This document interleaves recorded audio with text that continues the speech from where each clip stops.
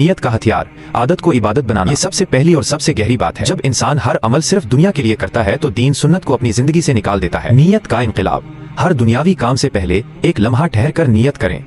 مثال کے طور پر آپ تھکن مٹانے کے لیے نہیں بلکہ اللہ کی عبادت کے لیے قوت حاصل کرنے کی نیت سے کھانا کھائیں یا سوئیں۔ سنت کا راستہ، جب آپ کھانے سے پہلے بسم اللہ کہتے ہیں، دائیں ہاتھ سے کھاتے ہیں یا سونے سے پہلے مسنون دعا پڑھتے ہیں تو دراصل آپ اس دنیاوی عمل کو نبی صلی اللہ علیہ وسلم کے راستے پر ڈال دیتے ہیں۔ اب وہ صرف سونا یا کھانا نہیں رہا، وہ عبادت بن گیا ہے۔ گہرا نقطہ، جس شخص کی نیت صرف دنیا ہوتی ہے اسے دنیا کے بدلے میں دنیا ملتی ہے، یعنی وہ عارضی راحت۔ لیکن جس مومن کی نیت آخرت ہوتی ہے اللہ اسے دنیا میں بھی عزت اور آخرت میں بھی اجر سے نوازتا ہے۔ لوگوں کے سامنے تو اکثر ہم دینداری کا مظاہرہ کر لیتے ہیں لیکن اصل جنگ ہماری تنہائی میں لڑی جاتی ہے جہاں کوئی دیکھنے والا نہیں ہوتا۔ ہمارے دین کا زیادہ تر حصہ ہماری خلوت تنہائی کی سنتوں پر مبنی ہے۔ جب آپ تنہائی میں سنت پر عمل کریں گے تو پھر لوگوں کے سامنے بھی اسے نہیں چھوڑیں گے۔ گہرا نقطہ، جب آپ اپنے جسمانی تقاضوں کو بھی سنت کے مطابق پورا کرتے ہیں تو آپ اپنے نفس کو یہ پیغام دیتے ہیں کہ میری پوری زندگی میرے رب کے رسول اللہ علیہ وسلم کے حکم کے تابع ہے۔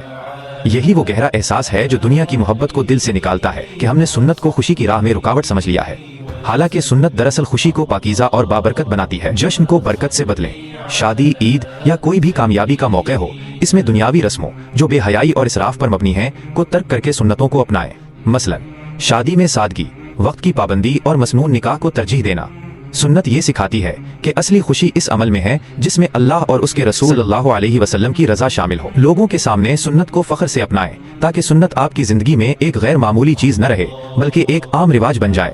گہرا نقطہ، جو شخص سنتوں کو چھوڑ کر دنیاوی رسموں کو اپناتا ہے اس کی خوشی عارضی اور بے برکت ہوتی ہے کیونکہ اس میں اللہ کی ناراضگی شامل ہو جاتی ہے۔ آج کے فتنوں کے دور میں سنتوں پر عمل کرنا ایسا ہی ہے جیسے کسی طوفان میں سیدھی اور مضبوط کشتی میں سوار ہو جانا۔ اگرچہ دنیا آپ کو عارضی طور پر عجیب نظروں سے دیکھے گی لیکن جب آپ قبر میں اتریں گے تو یہی سنتیں آپ کے لیے روشنی اور راحت بنیں گی اور آپ کے ایمان کو اس طرح تازہ رکھیں گی جیسے ایک مسافر منزل کے قریب پہنچ کر تر و تازہ ہو جاتا ہے۔ ہر سنت کو زندگی کی آسانی نہیں بلکہ آخرت کی ضمانت سمجھ کر اپنائیں۔ جو شخص آج کے فتنے اور دنیا پرستی کے دور میں اپنے ایمان کو زندہ رکھنا چاہتا ہے اس کے لیے رسول اللہ صلی اللہ علیہ وسلم کا یہ فرمان زندگی کا اصول اول ہے، یہ دنیا تمہارا گھر نہیں، یہ تمہارا راستہ ہے۔ سنت کو اپنانے کا مطلب محض چند دعائیں یا رسمیں ادا کرنا نہیں ہے بلکہ اپنے نظریے میں انقلاب لانا ہے۔ یہ وہ گہرا عہد ہے کہ میں دنیا میں مسافر ہوں اور اس مسافر کا صرف ایک ہی راہبر گائیڈ اور ایک ہی راستہ سننا ہے جو اسے منزل تک سلامت پہنچا سکتا ہے۔ اپنی ہر عادت کو نیت کے ہتھیار سے عبادت بناؤ، ہر خوشی کو سنت سے بابرکت اور ہر تنہائی کو اللہ کے ذکر سے محفوظ بناؤ۔ یاد رکھیں، دنیاوی رسموں اور خواہشوں میں بہہ جانے والے کی خوشی عارضی دھوکہ اور قبر میں تاریکی ہے، مگر جو شخص سنت کی مضبوط کشتی میں سوار ہوتا ہے وہ دنیا کی ہر موج سے محفوظ رہتا ہے۔